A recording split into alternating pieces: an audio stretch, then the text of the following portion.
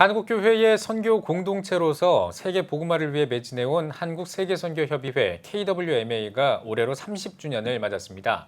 한국교회와 함께 한국형 선교 모델을 제시하고 선교 네트워크를 구축하는 등 귀한 사역들을 감당해 왔는데요. 네, 오늘 뉴스 더보기 시간에는 한국세계선교협의회 조용중 사무총장과 함께 이야기 나누겠습니다. 사무총장님, 안녕하십니까? 안녕하십니까? 예, 반갑습니다. 자, 먼저 30주년 정말 축하와 응원의 말씀을 먼저 전해드리겠습니다. 네, 감사합니다. 예. 네. 자, KWMA가 펼쳐온 지난 30년의 사역, 정말 많은 사역들이 있었는데 어떤 사역을 해오셨는지 소개를 좀 해주시죠. 네, 우리 한국교회가 지난 30년 동안 세계 선교를 어떻게 할 것인가 하는 이런 방향 설정, 예. 그리고 연합과 협력을 통해서 한국교회 모두가 다 세계 선교에 참여하도록 한국교회를 동원하는 일, 또 선교사를 훈련해서 파송하는 일, 아주 구체적인 그 선교 행정과 이런 선교 전략들을 논의하면서 지금까지 이렇게 선교 운동을 섬겨왔습니다. 예. 네, 흔히 한 세대를 30년 정도로 보는데요. 그런 의미에서 본다면 KWMA가 한국교회 세계 선교를 한 세대 동안 감당해왔다고도 볼 수 있을 것 같습니다. 네. 그런 의미에서 이번 30주년이 갖는 선교적 의미 뭐라고 보시나요? 지난 30년 동안 우리 한국교회는 저희가 처음 시작할 때 전체 1,600여 명 선교사를 파송했던 때였거든요. 예. 그랬는데 그 이후로 해마다 평균 1,000명 이상의 선교사를 파송해서 네. 지금은 전 세계 171개국에 28,035명의 선교사를 파송한 나라가 됐으니까 네. 먼저 선교에 괄목한 만한 성장이 있었다 하는 것을 우리가 생각해 볼 수 있고요. 예. 또 한국 교회가 지금까지는 이제 서구 교회의 선교하면은 서구 교회 이렇게 했다가 지금은 이제 비서구 교회의 선교 운동을 주도적으로 이끌어와서 네. 지금은 이제 서구나 비서구가 모두가 다 하는 선교의 가장 앞장선 그런 선교 운동을 이끌어왔다 생각할 수 있습니다. 예. 알겠습니다. 한국세계선교협의회의 30년을 이제 기념하기 위해서 다양한 또 계획도 있는 걸로 알고 있는데요. 어떤 움직임들이 있는지 조금만 좀 네. 알려주실 수 있을까요? 예. 요즘 이제 완전히 비상시국이지 않습니까? 네. 물론 우리가 이제 계획한 것도 많이 있었습니다만은 지금은 선교는 융통성, 유연성입니다. 그래서 선교의 비상시국에 네. 우리가 맞춰서 어떻게 선교를 이끌어갈까 30년을 기념하면서 또한 앞으로의 30년을 계획하는 그러한 선교 전략을 지금 논의하고 거의 매주 선교사님들에게 필요한 교육 컨텐츠 내용을 영상으로 제작을 하고 네. 또 이렇게 보급을 하면서 선교사님들을 섬겨오고 있습니다. 그런가 하면은 우리 이 코로나 사태 때문에 이제 파송된 선교사님들이 귀국을 해야 되는 네. 그러한 입장에 있는 선교사님들이 많이 생겼습니다. 네. 그래서 이런 선교사님들을 지금 케어하면서 이 선교사님들이 또 가장 효과적인 효율적인 그런 날들을 보낼 수 있도록 돕는 일들을 네. 하고 있습니다. 네. 코로나19 때문에 참 많은 변화가 생기네요. 네. 예, 예. KWMA가 30년 동안 세계 선교를 위해 힘써 왔는데요. 지난 30년을 돌아보면서 또 앞으로는 어떻게 나아가야 하는지 이런 고민도 있으실 것 같고요. 그런 의미에서 세계 선교의 지난 30년 어떤 것들을 좀 주목해서 봐야 할까요? 지난 30년 말씀을 드렸습니다마는 우리 한국교회 선교가 세계 선교에 아주 미미하게 그런 나라가 있었나 할 정도로 이렇게 얘기를 했었고 예. 저희가 처음 선교사로 나갈 때만 해도 뭐 한국에서 선교사가 있어? 뭐 이렇게 그랬죠. 물었던 예. 그런 시절이니까요. 그러다가 지금은 세계 선교를 얘기하는 데 있어서 한국 교회, 한국 선교사를 얘기하지 않으면 말을 할 수 없을 만큼 이렇게 중요한 역할을 감당하게 됐죠. 네. 예. 그래서 지난 30년 동안 이런 놀라운 성장과 함께 또 한편으로는 우리 한국 교회가 이런 이 과정 가운데에 한국 교회가 세계 선교를 어떻게 섬겨왔는가. 그리고 이 한국 교회의 그 세계 선교를 섬김으로 말미암아 한국 교회가 또 지난 30여 년 동안 발전하고 또 부흥해 왔던 그런 열매로 세계 선교를 감당해 왔던 것을 네. 우리가 주목할 수 있고요. 그리고 지금은 이제 세계 선교 운동에 있어서 한국 선교가 어떻게 이제는 그냥 섬기는 것이 아니라 이끌어가기를 바라는 그런 분들이 많이 나오고 있습니다. 네. 그래서 이제 참 전략적으로 한국 선교를 어떻게 세계 선교의 네트워킹과 연합을 통해서 섬겨갈 것인가 하는 것을 또 많이 고민하고 기도하고 있습니다. 네. 알겠습니다.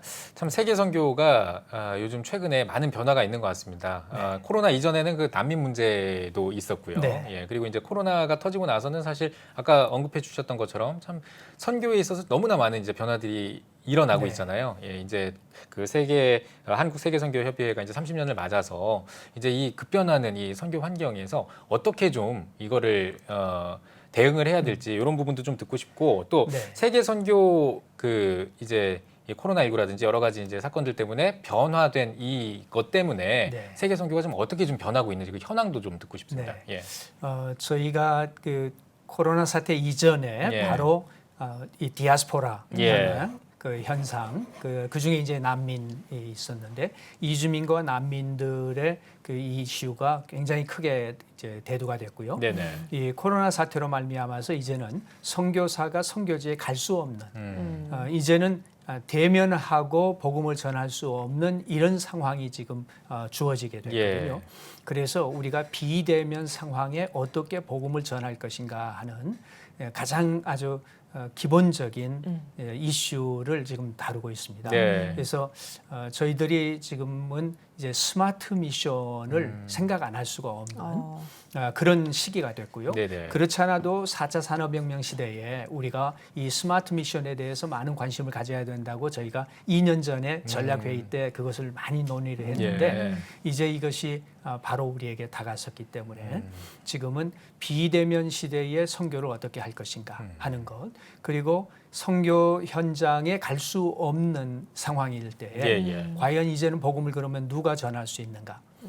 그래서 현지인들을 그동안 우리가 훈련시켜오고 복음을 전했던 이분들을 현지 지도력을 어떻게든지 빨리 세워야 예. 세워서 선교사를 대체하고 또 선교사와 함께 일을 할 수 있도록 하는 이런 전략들이 저희가 지금 깊이 고민하면서 추진해 가고 있습니다. 예. 비슷한 맥락일 수 있겠습니다만 코로나라는 이례적인 상황 때문에 실제적인 선교 현장에서 어려움도 많고 또 세계 선교가 위축되고 있다는 목소리도 많은데요. 좀 더 큰 의미에서 세계 선교는 어떤 방향으로 지향해 나가야 한다고 보시나요?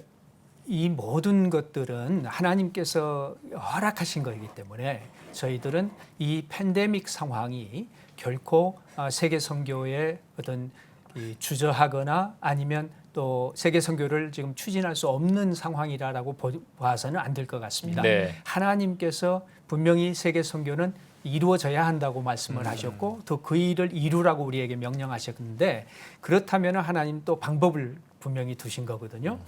그런데 지금까지 역사를 보면 이런 팬데믹 이후에 세계의 교회 부흥이 있었습니다. 그런 역사들도 우리가 참고를 해야 되고 지금 옛날 뭐 100년 전하고는 다르지만 그럼에도 불구하고 이 역사에 그 하나님이 일해 오셨던 거는 이런 팬데믹 이후에 많은 사람들이 이제는 더 영혼에 대한 갈망을 하고 영혼에 대한 갈증을 갖게 되고 이들에게 정말 복음이 필요한 시대가 된다는 것을 우리가 알고 이제 그러한 이 순수한 복음이 어떻게 전해질 수 있는지 방법을 더 연구하고 우리가 더욱더 적극적으로 그래서 제가 의도적 개방성이라고 말씀을 드리는데 네. 의도적 개방성을 가지고 우리를 열고 또 의도적으로 다가가서 개방을 하는 이런 일들이 필요하고요. 그리고 창의적 확장성이 필요합니다. 정말 이 창의적인 모든 전략과 모든 자원들을 동원해서 이제는 우리가 복음을 전해야 되는 그런 시대가 됐습니다. 예. 그래서 그런 시대에 이제는 복음을 전하는 것이 말로만 전하는 것이 아니라 우리의 삶을 통해서 나타나는 그런 관계적 공동체성을 가지고 우리의 교회가 정말 이 모든 것이 다 연결됐다고 하는 시대임에도 불구하고 얼마나 외로움을 지금 많이 느끼는 시대가 됐습니까? 이럴 때에 진정한 공동체 이것을 보여줘야 되거든요. 그래서 그것을 진정한 공동체로 살아가는 우리 선교사들의 모습이 곧 복음을 전하는 아주 키가 될 것입니다. 예, 알겠습니다. 뭐 코로나19가 참 세계 선교에 있어서 상당히 위협이고 위기였는데 사실 위기는 또 곧 기회이기도 합니다. 이 세계 선교를 활성화하기 위해서 또 이게 하나님의 명령이기도 한데 이 활성화하기 위해서 그렇다면 이 한국 세계 선교 협의회는 어떤 전략을 가지고 있는지도 좀 소개해 주시죠.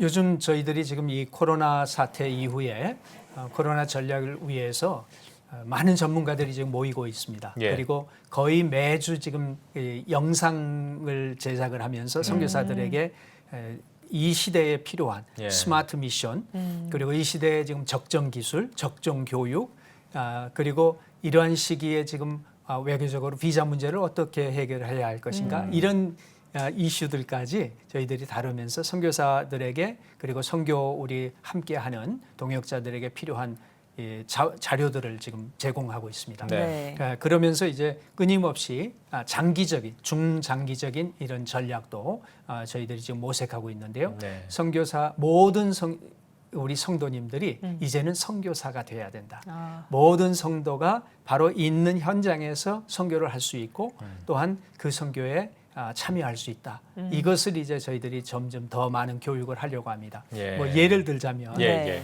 우리가 바로 뭐 유튜브에 좋은 컨텐츠 네. 내용을 올렸는데 이것을 우리 성도님들이 구독과 좋아요를 한번 눌러주는 것 예. 자체가 바로 선교에 더 그러네요. 많은 사람들이 예. 그것을 더 볼 수 있는 맞습니다. 기회가 예. 되거든요. 예.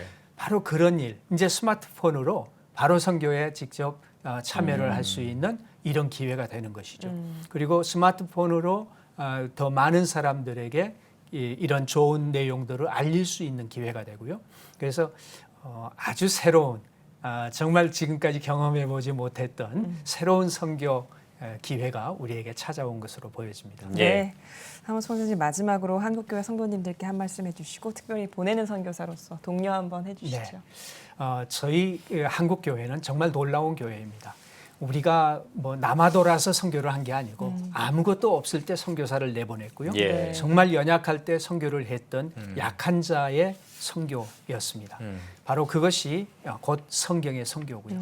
그래서 이러한 팬데믹 상황에 성도님들 어려우시겠지만 어려움에도 불구하고 이 선교를 감당하고자 하는 마음을 가지고 있을 때 하나님께서는 우리에게 놀라운 기회를 더 주시고 환경과 여건들을 허락해 주실 줄로 믿습니다. 예. 이 팬데믹 시간에도 결코 주저하지 마시고 세계 선교에 동참해 주시기를 간절히 부탁드리고, 또 주님의 위로가 또 평강이 여러분들에게 넘치기를 바랍니다. 네, 알겠습니다.